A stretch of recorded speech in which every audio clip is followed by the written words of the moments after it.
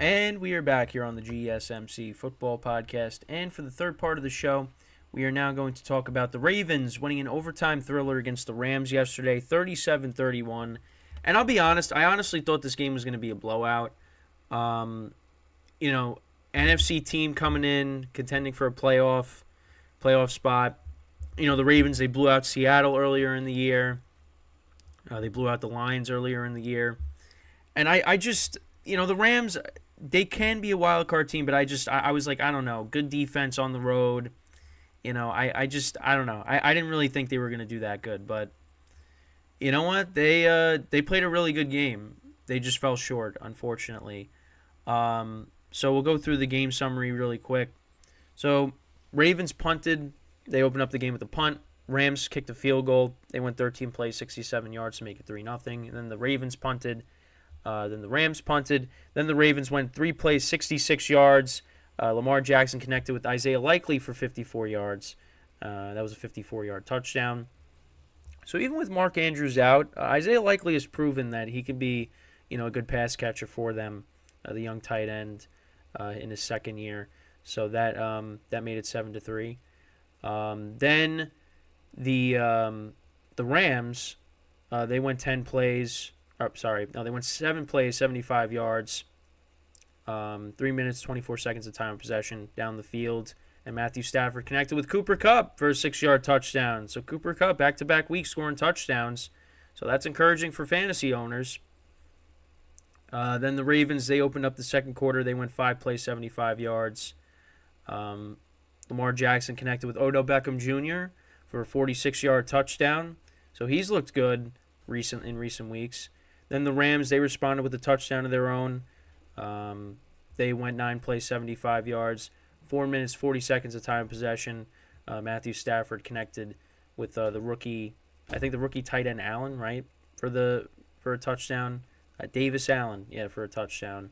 So that was so that made the score 17-14. Then Lamar Jackson threw a pick. And then the Rams, they scored a field goal out of that. They went 7 plays, 18 yards, 3 minutes of time of possession. Then the Ravens, they went 12 plays, 62 yards. They kicked a field goal of their own, Justin Tucker from 31 yards out. Then so that was the score at the half. Then Rams punted to open up the second half. Ravens kicked a field goal to tie the game, going 8 plays, 49 yards. Then the Ravens fumbled, which ended up being a safety. Lamar kicked it out of bounds. So that made it 22-20 Rams. They didn't do anything with the ball after that when they got it off of that. Then the Ravens kicked a field goal on their drive. Justin Tucker hit a 33-yard field goal. They went 12 plays, 65 yards, almost 6 minutes of time possession. Then both teams punted to start the fourth quarter. Then the Rams scored a touchdown. They went 8 plays, 85 yards to make it 28-23. Matthew Stafford connected with Demarcus Robinson for a touchdown.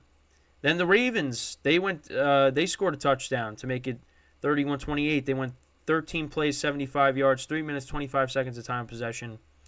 Lamar Jackson connected with Zay Flowers for a 21-yard touchdown to make it 31-28.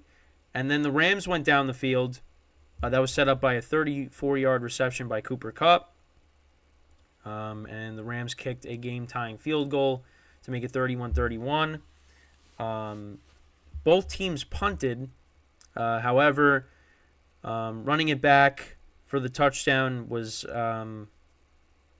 Evans, because Devin Duvernay was hurt, so he kicked the field, or he ran the punt return back. Let me see if so Duvernay got hurt in the game. Actually, no, sorry, my mistake. Tylan Wallace ran it back to win the game, and that made it 37-31. Yeah, I was looking at the punter for the Ravens. I mean the Rams when I said that. I meant to say Wallace. He ran it back for 76 yards, and that won the game. 37-31. Ravens win. And I want to talk about the Rams first because, again, I honestly thought that they were going to get blown out in this game. But they definitely showed me something in this game. I mean, Cooper Kupp got going again. I mean, they've been running the ball. I mean, Kyron Williams coming back has made this team better. I think that's the other thing too, because he had another great game, 25 carries, 114 yards. Matthew Stafford also had a good game, 23 for 41, 294 yards, 3 touchdowns, no interceptions. Cooper Kupp had 8 receptions for 115 yards and a touchdown. Puka Nacua had 5 receptions for 84 yards. Davis Allen, the rookie tight end, had 4 receptions for 50 yards and a touchdown. Demarcus Robinson had 3 for 46 and a touchdown. Their offense played really well in this game. Now the defense, they really had problems stopping Lamar Jackson and the Ravens offense. Lamar Jackson had a good game, 24 of 43, 316 yards passing, 3 touchdowns and a pick, and obviously, the safety, that was a turnover as well. Odell Beckham Jr. was their leading receiver, 4 receptions, 97 yards and a touchdown. Isaiah Likely, 5 receptions for 83 yards and a touchdown. Zay Flowers, 6 for 60 and a touchdown. The offense played well. And they were able to get the win. But the Rams, listen, I mean, that was a tough loss for them. They're trying to hang around in that NFC playoff race, They still got a shot. I think even though they won yesterday, the Vikings, only winning 3-0, and now we got a QB controversy there. Because Josh Dobbs, again, did not play well and got benched for Nick Mullins. So, we'll see what happens going forward there. That'll be a topic of discussion during the week. But I feel like the Rams, they can make it over the Vikings. Now, it's going to be tough when it comes to the Packers because the Packers have been winning. And the Packers beat the Rams earlier in the season, and that was without Matthew Stafford. So, it's going to be tough. They got the 49ers one more time on their schedule. I know that. They also play the Saints. Let's see who else. So the Rams' remaining schedule, let's look at that really quickly. So they play the Commanders next week, which should be a win. Then they're at home against the Saints, which I think, again, another game that they should win. Then at the Giants, and then at the 49ers. I mean, I think that they should win their next 3 games, and then it's going to come down to, playing the 49ers, so winning your in scenario most likely. So, we'll see how it plays out, but, the offense, I mean, getting Kyron Williams, I think, is huge, and I think that's kind of where, the season changed for them a little bit because they really didn't run the football that well in his absence, and then he came back, and, now they put up 30 points in the last 3 weeks. 37 against the Cardinals, 36 against the Browns, who have a good defense, and then 31 against the Ravens. So, they got a balanced offense. Yeah. So, they might fall short, but definitely something they could build on into next season. If obviously Stafford coming back and, Cooper Kupp stays healthy. Puka Nacua's had a good season. Again, Kyron Williams, keep him healthy. You retool the defense a little bit. And the Rams could definitely be a better team next year. But that was a tough loss for them. And then as for the Ravens, I mean, right now they're the 1 seed.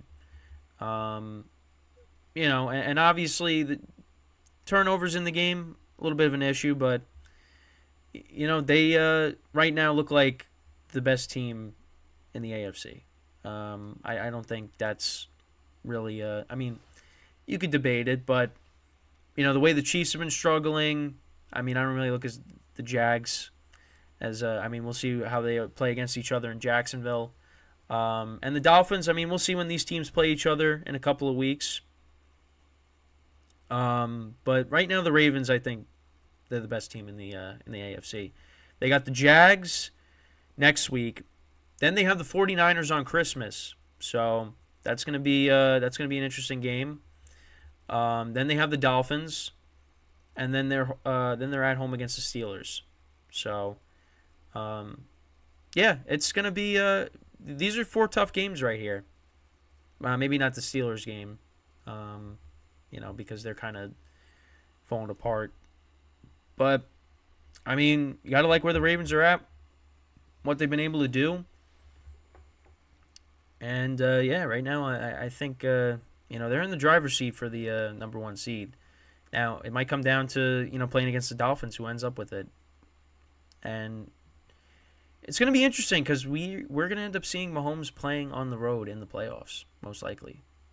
And I don't think anybody would have expected that.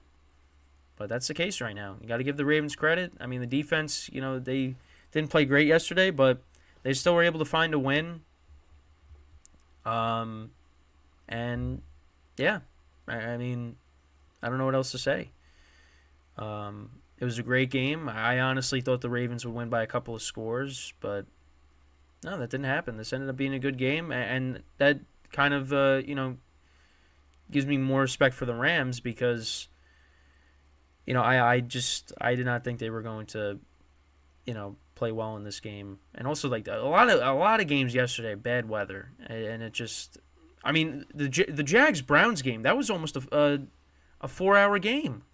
That game almost ended at 5 o'clock, Eastern time. All the late afternoon games started, and that game was still going. That game still had 6 minutes left in the fourth quarter. And there wasn't any delays or anything. But, yeah, so, with this game, this was another bad weather game. But, I mean, the quarterbacks, they both played really well.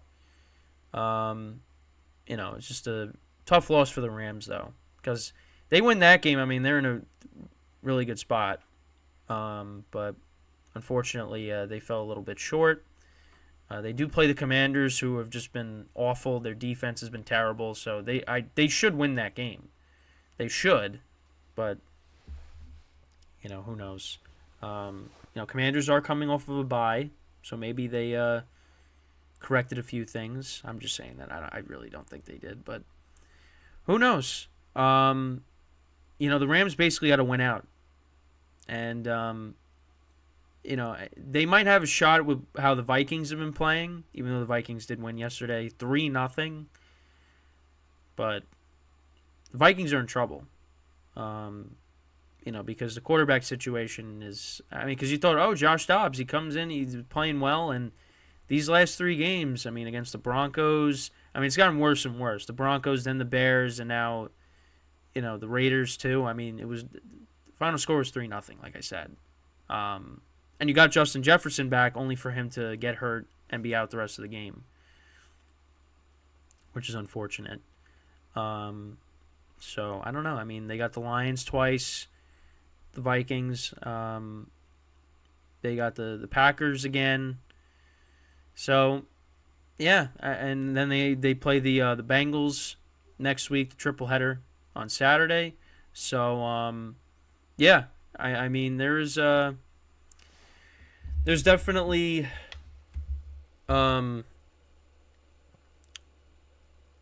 a lot of implications with the Vikings and how they've been struggling. And we just actually got an alert of Stefan subscribing to us. Appreciate that. I'm going to be honest, that's the first alert that I've had on the show, live. So I appreciate the subscription to the channel. So I just wanted to shout him out for that. That honestly caught me off guard. Because I just did not expect that happening on the show. Because we've been getting on the channel, the subscribers have been going up recently, which has been great for the channel, for the network. But I haven't had any alerts go off during the show. So that was pretty cool to see that. So shout out to Stefan for subscribing to the channel. We appreciate that. But yeah, that's pretty much it talking about this. Tough loss for the Rams, big win for the Ravens. Ravens right now in the driver's seat for home field advantage throughout the playoffs in the AFC.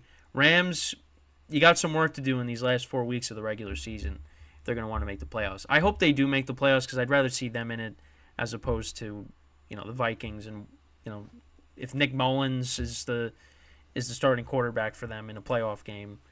So, but yeah, that's pretty much it when talking about this game. A great game from yesterday. So when we come back from our final break of the show, we're going to preview both Monday night games. I'll give you my thoughts on that, and that'll be the end of the show for today. So stick around, and we'll be right back here on the GSMC Football Podcast.